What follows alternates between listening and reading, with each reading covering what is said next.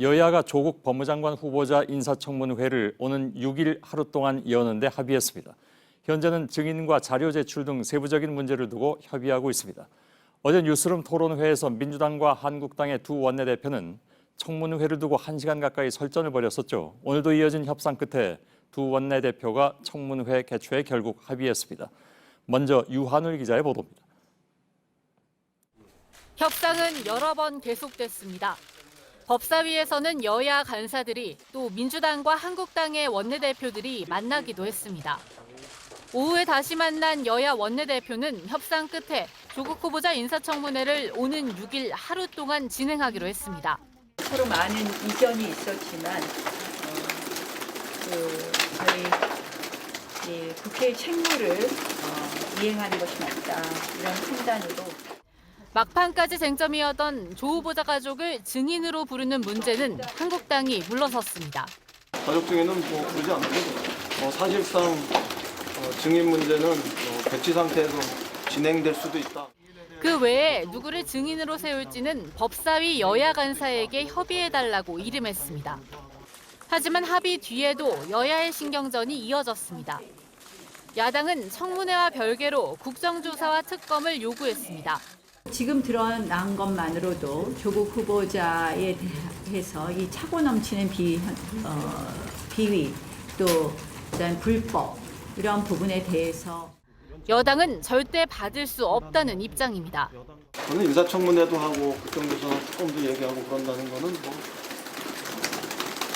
상당히 모순적인 거 아닙니까? 조 후보자는 이제라도 청문회가 열려 다행이라면서 청문회에서 소상히 밝히겠다고 환영의 입장을 내놨습니다. JTBC 유한울입니다. 어제까지만 해도 합의가 상당히 어려울 것 같던 청문회가 결국 합의된 배경은 무엇인지 바로 국회 취재 기자를 연결하겠습니다. 박소연 기자가 나가 있습니다. 오전까지도 합의가 어려울 것이다 이런 전망은 우세했었죠.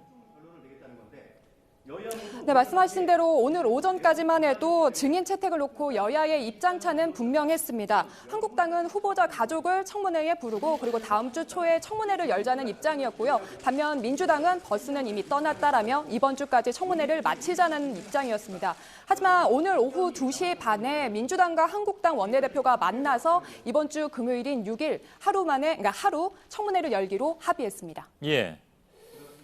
가족을 증인으로 부르지 않기로 한 것도 그렇고 또 청문회를 하루만 하기로 한 것도 그렇고 민주당이 요구했던 사안이 많이 관철되는 것으로 볼 수도 있는데 이런 결과가 나온 이유는 뭐라고 봐야 될까요? 네, 회동을 마치고 나온 나경원 한국당 원내대표는 통 크게 양보했다 이렇게 말했는데요. 이 청문회가 열리지 않을 경우 이 청문회 후보자를 검증할 국회의 의무를 다하지 않는 거 아니냐 이러한 비판에 여야 모두 부담을 느낀 것으로 보입니다. 무엇보다 한국당의 양보 배경에는요. 청문회 자리에서 이 조 후보자를 불러 여러 의혹을 지적을 하는 게 여론전에서 유리하다고 판단한 것으로 보입니다. 지금까지 제기된 의혹만으로도 이 특검이나 국정조사가 불가피하다는 게 한국당의 입장입니다. 가족은 부르지 않더라도 다른 증인과 참고인은 부르겠다는 게 한국당의 입장이죠. 네, 그렇습니다. 아직 청문회 진행은 채택하지 못했는데요. 국회 법사위 전체 회의에서 증인 등을 포함한 조 후보자 청문회 실시 계획서를 채택하려고 했지만 일단은 보류 상태입니다. 민주당은 청문회 날짜부터 먼저 처리를 하고 증인은 나중에 논의를 하자는 입장이었고요. 반면 한국당은 증인도 함께 채택을 하자, 처리를 하자라는 입장이었습니다. 결국 내일 다시 논의하기로 했습니다. 한국당이 요구한 증인은 그럼 누굽니까? 한국당은 가족 증인을 모두 뺀 12명을 그 증인으로 불러달라고 요청을 했습니다. 후보자 딸의 대학 입시 부정과 관련한 입시 의혹과 관련한 동양대 총장과 그 후보자 가족의 사모펀드 의혹과 관련한 펀드 투자자 운용사 대표 등입니다. 그러면 그 문제에 대해서 오늘 밤에라도 합의할 가능성은 있습니까? 일단 송기현 민주당 간사는 오늘 더 이상 협의는 없다라며 내일 아침에 다시 협상을 할 것이다라는 입장입니다. 그러나 국회 법사위는 아직 정해된 상태로 밤 사이에 다시 열릴 가능성도 남아 있습니다. 자, 지금 이틀밖에 남지 않은 상황인데 증인 출석이나 자료 제출에 문제는 없을까요? 네, 인사청문회법상 여야가 채택한 증인에게는 5일 전까지 출석을 요구해야 합니다. 지금 같은 상황에선 증인이 자의로 나온다고 해도 법적 증인이 아니기 때문에 위증을 할 경우 처벌할 근거가 없다고 보고 있습니다. 시간이 촉박하다 보니 자료 제출도 충분하지 않을 것으로 보입니다. 예, 알겠습니다. 국회에 나가 있는 박소연 기자였습니다. 한국당 지도부가 청문회에 합의하자 당 내부에서 반발이 있는 것 같습니다. 청문회를 담당하는 한국당 법사위원 일부는 공개적으로 지도부를 비판하기도 했습니다. 조국 후보자의 쇼판을 깔아줬다는 말까지 나왔습니다. 정종문 기자입니다. 나경원 자유한국당 원내대표가 여당과 청문회 개최에 합의했다는 소식이 전해지자 장제원 의원은 페이스북에 이런 글을 올렸습니다.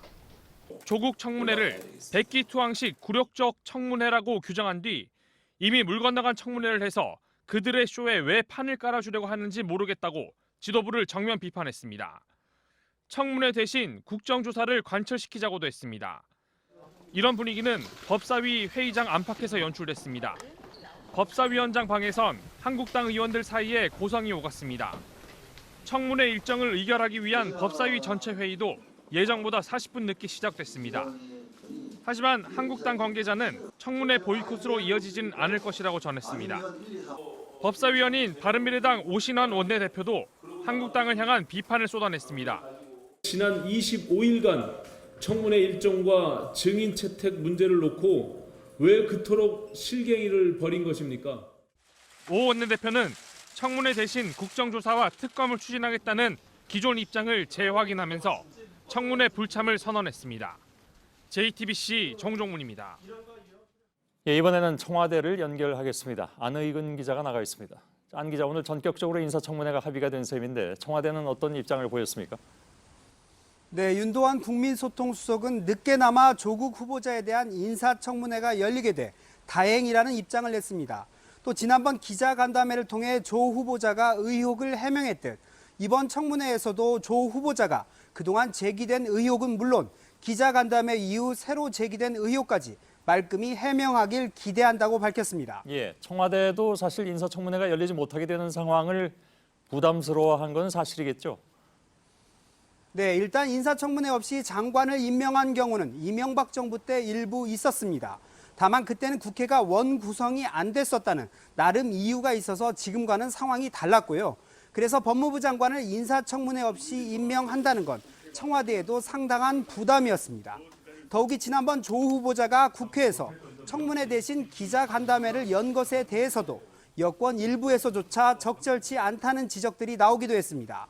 청와대는 또 조 후보자가 정식 청문회를 거칠 경우 의혹이 조금이라도 더 해소될 것으로 보고 있습니다. 예, 그럼 뭐 청문회를 지켜봐야 되겠습니다만 혹시 청문회 일자가 이렇게 잡히면서 원래는 지금 다음 주 월요일 9일 정도에 임명하지 않겠느냐 하는 예상이 많이 나왔는데 그 시기에 좀 변화가 있거나 하는 부분은 없을까요?